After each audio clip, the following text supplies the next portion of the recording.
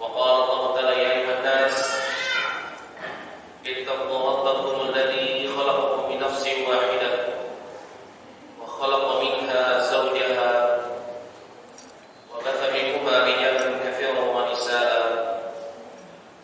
واتقوا الله الذي تسألون به والأرحام إن الله كان عليكم رقيبا وقال الله تعالى يا أيها الذين آمنوا اتقوا الله وقولوا قولا سديدا يصلح لكم أعمالكم ويغفر لكم ذنوبكم ومن يطع الله ورسوله فقد فاز فوزا عظيما أما بعد فإن أصدق الحديث كتاب الله وخير الهدى هدى محمد صلى الله عليه وسلم. إخواني في الدين وأخواتي في الله برحمة الله سبحانه وتعالى. Alhamdulillah, segala puji bagi Allah Subhanahu wa taala yang masih memberikan kepada kita nikmat yang begitu besar, yaitu nikmat yang berupa penjagaan untuk kita senantiasa bisa istiqamah di dalam keimanan, serta penjagaan untuk kita senantiasa bisa istiqamah di dalam jalan yang lurus, di mana tentunya kita ketahui bahwasanya nikmat ini tidaklah Allah Subhanahu wa taala berikan kepada seluruh hamba-Nya, melainkan Allah berikan hanya kepada hamba-hamba yang khusus, hamba-hamba pilihan, hamba-hamba yang Allah Subhanahu wa taala inginkan untuk mendapatkan nikmat agar senantiasa berada di dalam jalan yang lurus. Dan hal ini sebagaimana yang dikabarkan di dalam firman Allah Subhanahu wa taala di dalam surat At-Tanwir ayat yang ke-28 sampai dengan ayat yang ke-29, di mana Allah Subhanahu wa taala berfirman, liman syaa minkum an yastaqim wa ma tasyaa'una illa an yasha' Allahu rabbul alamin. Barang siapa di antara kalian yang ingin untuk berada di dalam jalan yang lurus, maka kalian tidak akan pernah bisa untuk berada di dalam jalan tersebut sampai Allah sebagai Rabbul Alamin menghendaki kalian untuk berada di dalam jalan tersebut. Maka dari itu, ini merupakan suatu nikmat yang sangat besar. Ketika Allah Subhanahu wa taala sampai pada detik ini masih memberikan penjagaan untuk kita agar kita senantiasa bisa berada di dalam iman, begitu juga bisa berada di dalam agama yang selamat ini, dan juga untuk senantiasa kita bisa berada di dalam jalan yang lurus. Dan alhamdulillah, pada kesempatan malam hari yang berbahagia ini, di tempat yang mubarakah ini, Allah Subhanahu wa taala juga memberikan kepada kita nikmat yang begitu besar. Setelah kita menjalankan kewajiban kita sebagai seorang muslim, melaksanakan salat maghrib, Allah Subhanahu wa taala mudahkan kita, lapangkan dada kita untuk bisa duduk sejenak mendengarkan qaul Allah wa qaul Nabi sallallahu alaihi wasallam. Yani Allah berikan kepada kita kesempatan untuk kita bisa mempelajari Alkitab wa Sunnah. Terlebih lagi pelajaran kita pada kesempatan malam hari ini yang berkaitan tentang tafsirul Quran, yang berkaitan tentang tafsir kalam Allah Al-Quranul Karim, yang dimana ini merupakan masdarul ilm, merupakan pusatnya ilmu di dalam agama kita, dan ini merupakan sumber hukum dan juga pedoman yang dimana seseorang ketika senantiasa mempelajarinya, kemudian mengamalkan apa yang terkandung di dalamnya, maka pastilah dia tidak akan pernah terpalingkan dari jalan-jalan yang menyimpang, dari jalan yang lurus. Maka dari itu ini perkara yang sangat penting bagi kita. Sebagaimana Nabi SAW mengingatkan kepada para sahabatnya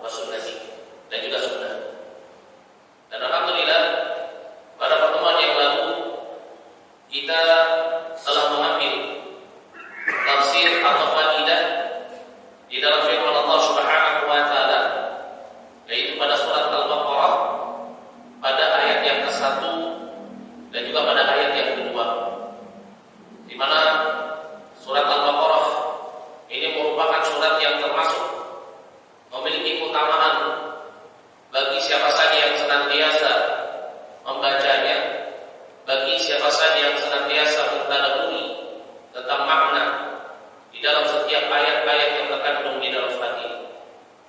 Sampai-sampai Nabi sallallahu alaihi wasallam di dalam satu hadis dari sahabat Abu Hurairah radhiyallahu anhu yang diriwayatkan oleh Imam At-Tirmidzi, Nabi sallallahu alaihi wasallam mengatakan kepada para sahabatnya, "La taj'alu buyutakum qubura." Jangan kalian jadikan rumah-rumah kalian seperti kuburan-kuburan. Fa innal baita alladhi tuqra fihi suratul Baqarah la yadkhuluhu syaitan. Kata Nabi sallallahu alaihi wasallam, rumah yang di dalamnya dibacakan surat Al-Baqarah, maka syaitan tidak akan masuk ke dalam rumah tersebut. Masyaallah. Dan ini merupakan fadilah suratul Baqarah.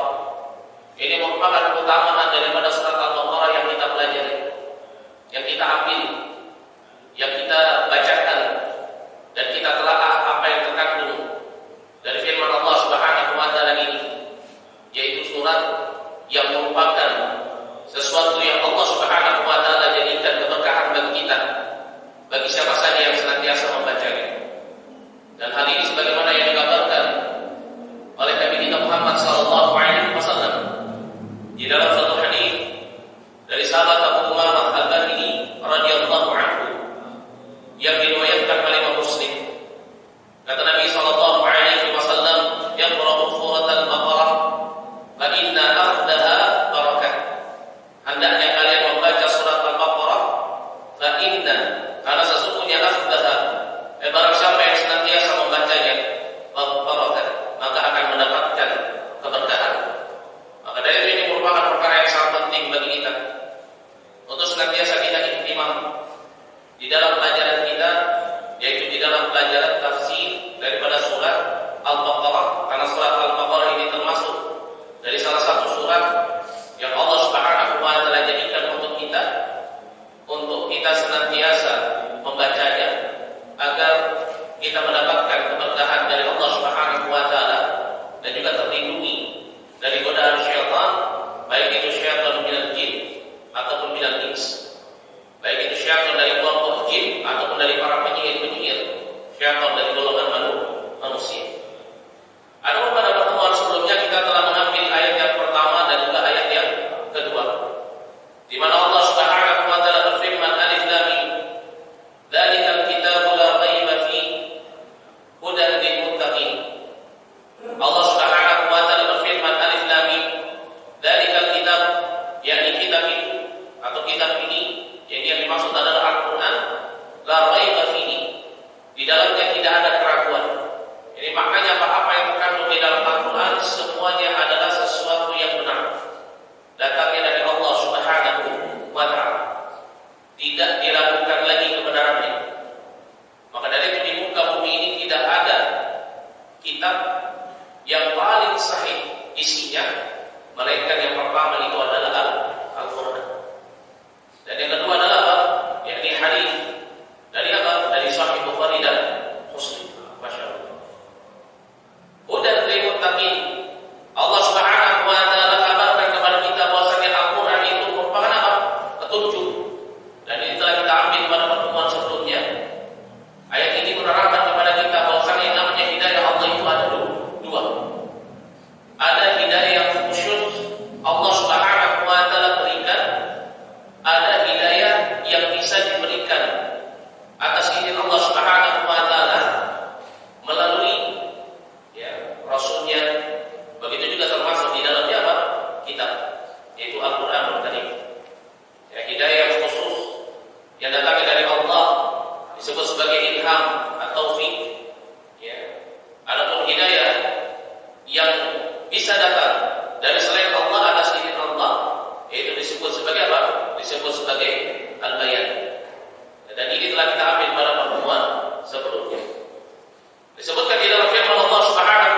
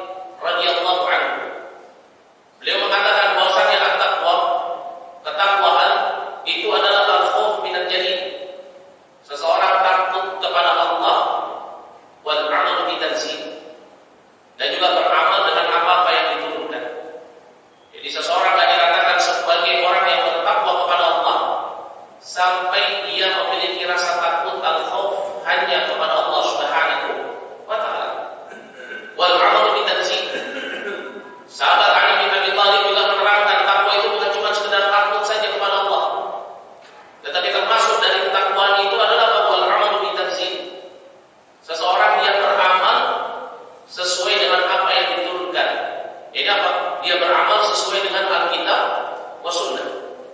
Ini dia beramal, beribadah kepada Allah Subhanahu wa taala sesuai dengan apa yang Allah perintahkan di dalam Al-Qur'an dan apa yang dicontohkan dan diterangkan oleh Nabi sallallahu alaihi wasallam di dalam hadis.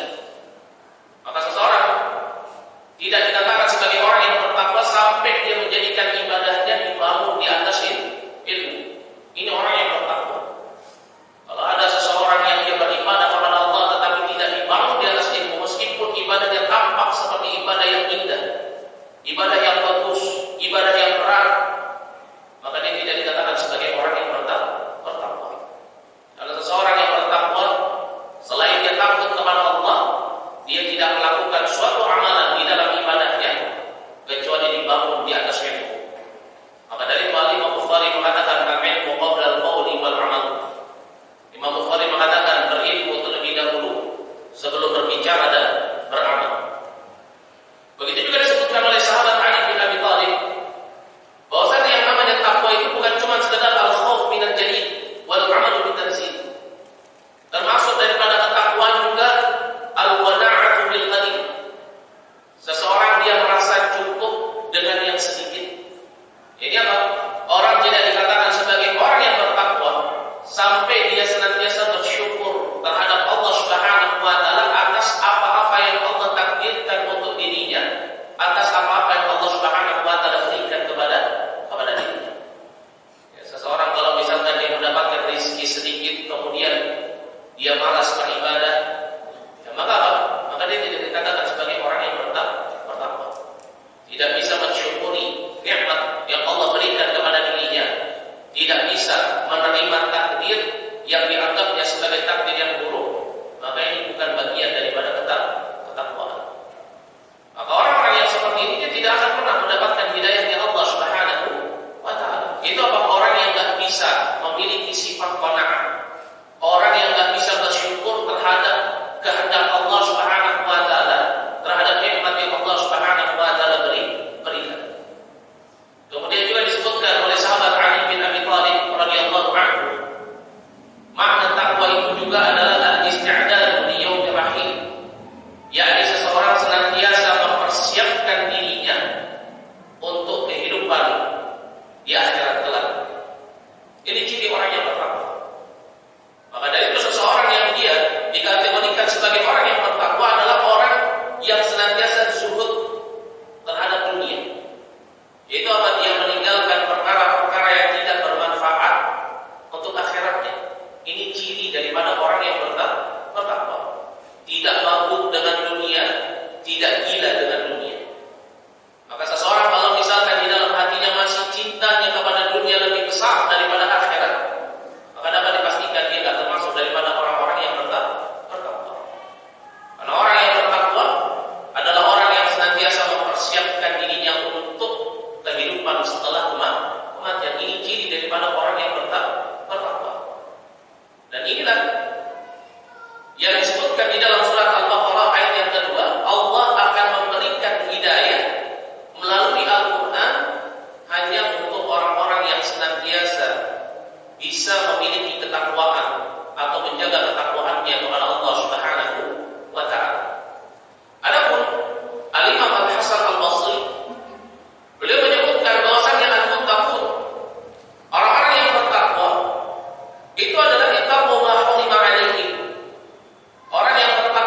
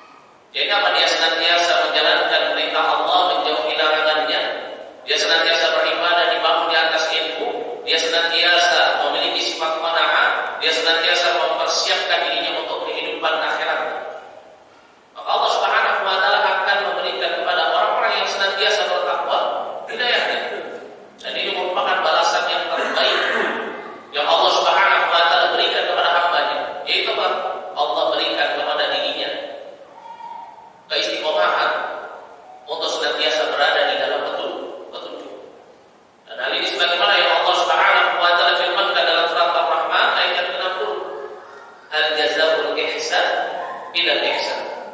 Bukankah balasan kebaikan itu adalah kebaikan yang serupa?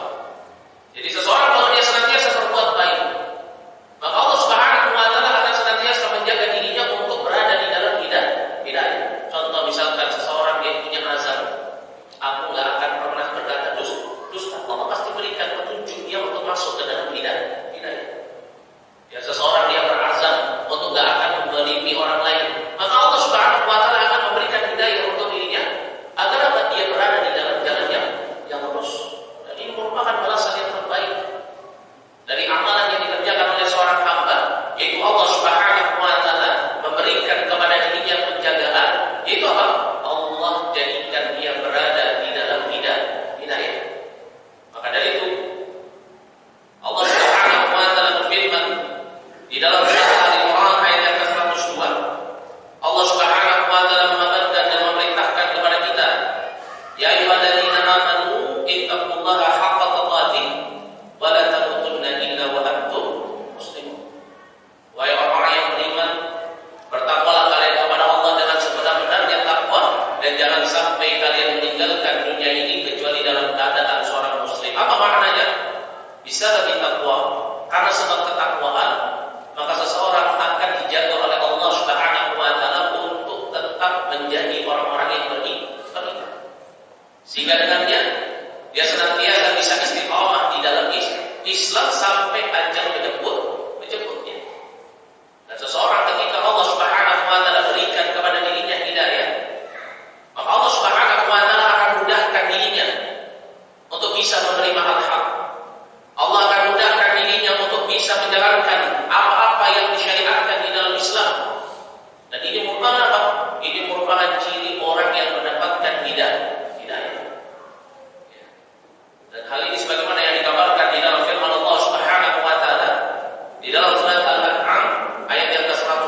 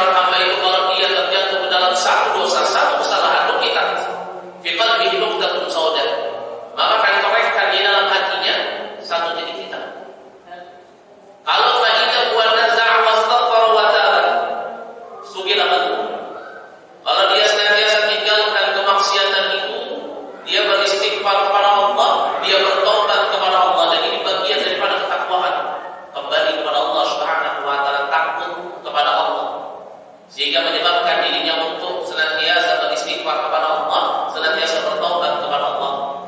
Kata Nabi sallallahu alaihi wasallam, "Sukila qalbu", hatinya akan dibersihkan. Tetapi paling ada zida fiha. Tetapi kalau misalkan dia terus mengulangi kemaksiatannya, dia enggak menjaga dirinya di dalam ketakwaan. Dia tahu dirinya terjatuh ke dalam kemaksiatan, benteng ketakwaannya runtuh. Dia enggak mau menjaga itu. Ya, maka kata Nabi sallallahu alaihi wasallam, "Zida fiha hatta ta'wa qalbah." Akan terus diturekkan titik kitab itu sampai titik itu memenuhi hatinya. Kemudian Nabi sallallahu alaihi wasallam membacakan firman Allah Subhanahu wa taala di dalam surat Al-Mutaffifin ayat yang ke-14. Allah Subhanahu wa taala berfirman, "Kalla bal rana 'ala qulubihim ma kanu yaksibun." Kalla sekali-kali tidak, bal rana 'ala qulubihim ma kanu yaksibun. Bahkan hati mereka tertutup atas kemaksiatan-kemaksiatan yang senantiasa mereka kerjakan. Maka dari ini perkara yang sangat penting bagi kita. Kita kalau ingin mendapatkan hidayah dari Allah Subhanahu wa taala, maka hendaknya kita untuk senantiasa menjaga ketakwaan kita kepada Allah Subhanahu wa taala.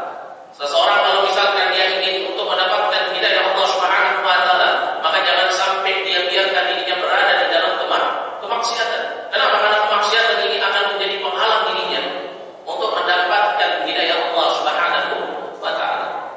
Maka dari itu Allah Subhanahu wa taala mengatakan hudan lil muttaqin, sebagai petunjuk bagi orang-orang yang senantiasa menjaga ketakwaan. Adapun firman Allah Subhanahu wa taala pada ayat yang ketiga, alladzina yu'minuna bil ghaib wa yuqimuna as-salata wa mimma razaqnahum yunfiqun. Yaitu apa? Disebutkan al-muttaqun.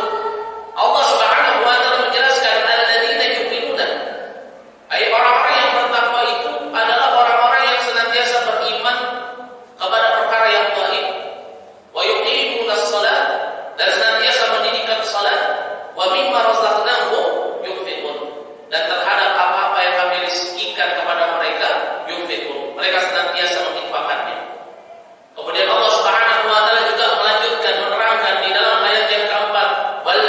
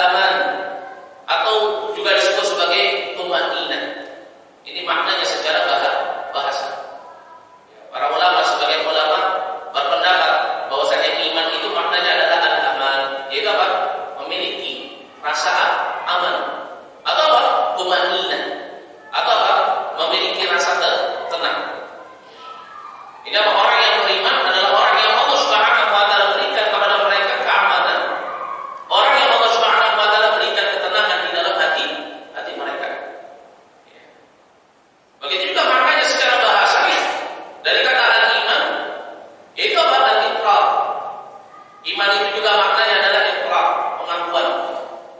Ya. Begitu juga disebutkan oleh para ulama, makna iman itu juga adalah al-amanah, yakni menepati janji. Dan ini merupakan sifatnya orang yang beriman. Yang dimana lawannya yaitu orang-orang munafik. Mereka adalah orang-orang yang tidak pernah menepati janji, tidak bisa memegang amanah. Disebutkan oleh Nabi kita Muhammad sallallahu alaihi wasallam di dalam hadis dari sahabat Abu Hurairah radhiyallahu anhu yang diriwayatkan oleh Imam Bukhari dan Muslim, kata Nabi, ayatul munafik thalatha, anda orang munafik itu ada tiga. Idza kadzaba, idza hadatsa kadzaba, kalau dia bicara dia berdusta. Wa idza wa'ada akhlafa, kalau dia berjanji dia menyelisih. Wa idza tumina khan, kalau dia diberikan amanah dia khianat. Adapun orang beriman yang merupakan lawan daripada orang munafik, kalau diberikan amanah dia senantiasa memegang amanah. Dan inilah makna al-iman. Itu apa? Disebutkan oleh para ulama secara bahasa maknanya adalah al-amanah. Begitu juga makna iman secara bahasa disebutkan juga sebagai al-thiqah. Yakni apa? Yakni makna thiqah ini maknanya kokoh. Ya. Jadi apa? Tidak goyah. Sebagaimana orang yang beriman dia tidak goyah. Kenapa? Kokoh. Ya. Tidak mudah untuk terhasut, tidak mudah untuk terpalingkan. Makanya iman itu merupakan derajat kedua di dalam orang hidup ini. Ya. Di dalam Islam meningkatkan seseorang, derajat seseorang di dalam agama itu ada tiga. Yang pertama Islam, yang kedua iman, dan yang ketiga adalah ihsan. Orang kalau sudah sampai pada derajat iman kokoh. Ya. Beda kalau orang masih derajatnya Islam, bisa dia terpalingkan dari jalan yang lurus. Ya. Pada itu disebut oleh para ulama secara bahasa maknanya adalah al-thiqah. Begitu juga makna iman secara bahasa adalah at-tasdiq. Itu apa? Membenarkan. Ya. Dia nggak peduli terbukti atau enggak. Ya, kalau misalkan sudah dikatakan dia membenarkan, maka dia dikatakan sebagai orang yang beriman. Ini maknanya secara bahasa. Adapun iman secara syariat, maknanya adalah al-iqraru bil lisan wa tasdiqu bil janan, ya, wal 'amalu bil jawarih wal aqdam. Yang namanya iman disebutkan oleh para ulama, dan ini merupakan pendapatnya Imam Malik dan Imam Syafi'i. Begitu juga pendapatnya Imam Ahmad. Ya, begitu juga pendapatnya Al-Auza'i wa Ishaq wa Ibnu Rahawai. Ya, dan masih banyak lagi min ahli hadis. Mereka mengatakan bahwasanya iman itu adalah apa? Annahu tasdiqun bil janan wa iqrarun bil lisan wa 'amalun bil aqdam. Ini makna daripada iman. Yang merupakan sifat dasarnya orang yang bertakwa, orang yang mendapatkan hidayah Allah. Itu apa? Orang yang senantiasa tasdiqun bil janan. Ini makna iman, jadi membenarkan atau meyakini di dalam hati, wa iqrarun bil lisan, diucapkan dengan lisannya, kemudian wa 'amalun bil aqdam, dan beramal dengan anggota tubuh. Jadi kalau misalkan seseorang di hatinya berbeda dengan lisannya, maka dia akan dikatakan sebagai orang yang beriman. Tetapi dikatakan sebagai orang munafik. Kenapa? Apa yang dia ucapkan berbeda dengan apa yang ada di dalam hatinya.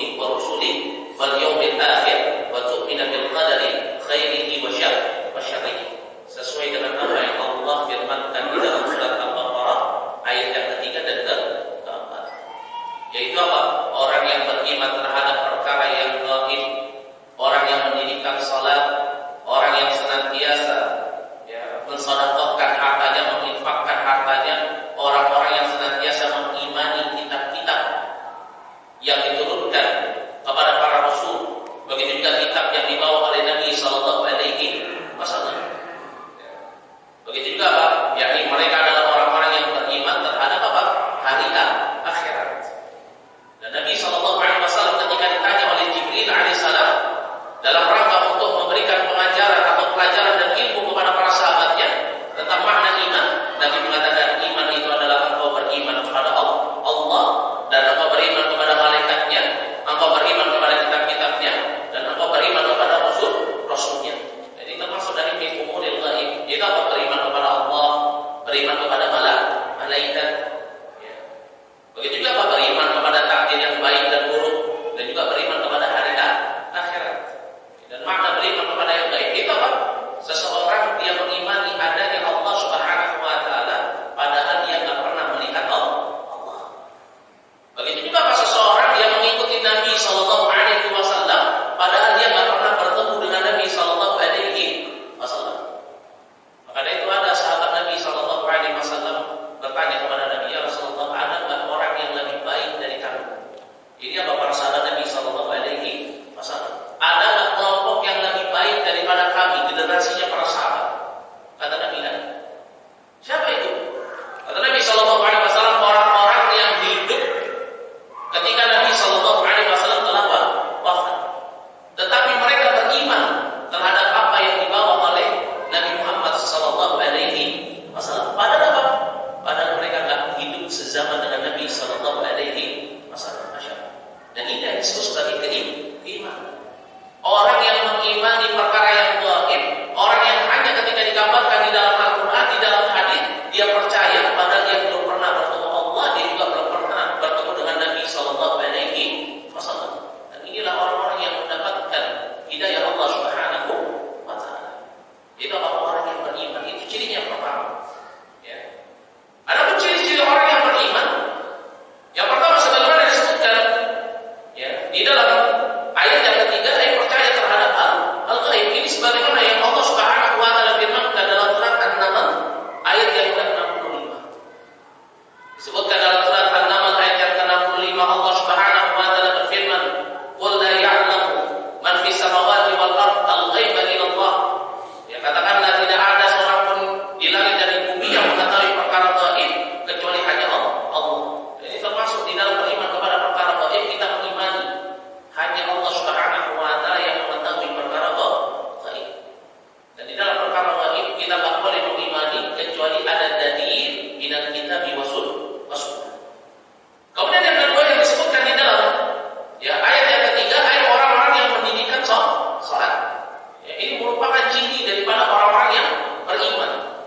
Itu orang-orang yang senantiasa mendirikan salat sebagaimana hal ini disebutkan di dalam firman Allah Subhanahu wa taala dalam surat Al-Anfal ayat yang kedua dan ayat yang keempat, di mana Allah Subhanahu wa taala berfirman, "Innamal mu'minuna," hanya saja orang-orang yang beriman itu alladzina idza dzukirallahu wajilat qulubuhum.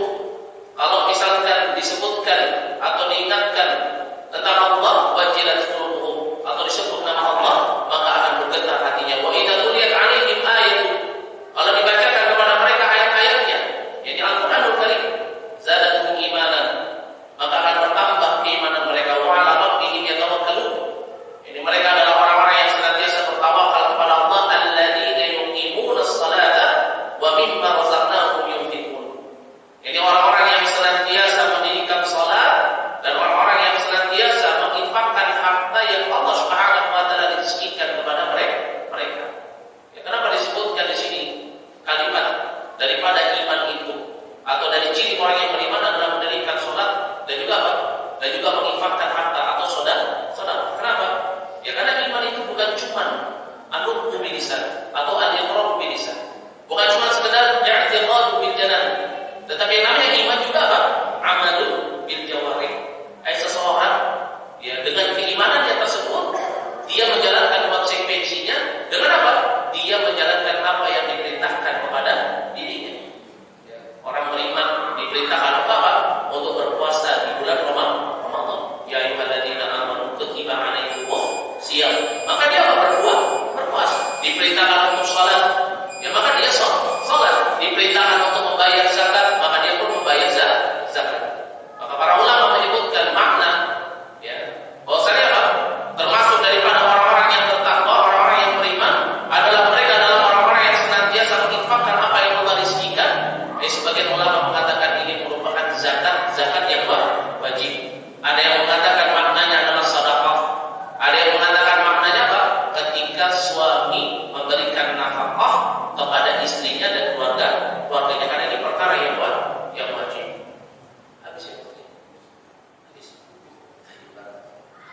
begitu kita cukupkan sampai di sini, ya, insya Allah kita akan lanjutkan pada pertemuan yang akan datang, ya pada ayat yang ke-5.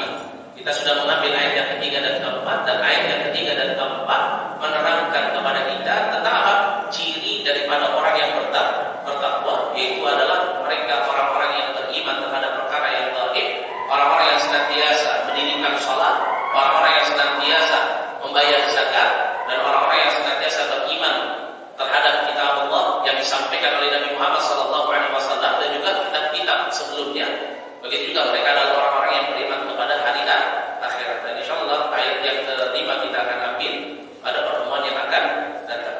Kurang lebihnya saya mohon maaf jika ada kesalahan kata itu datangnya dari saya, dan jika benar itu datangnya dari Allah Subhanahu wa taala. Wa ana astaghfirullah wa atubu ilaihi wa a'udzu minkum. Naktafi lahuna subhanallahi wa bihamdihi, nasyhadu an la ilaha illa anta wa astaghfiruka wa atubu ilaik. Assalamualaikum.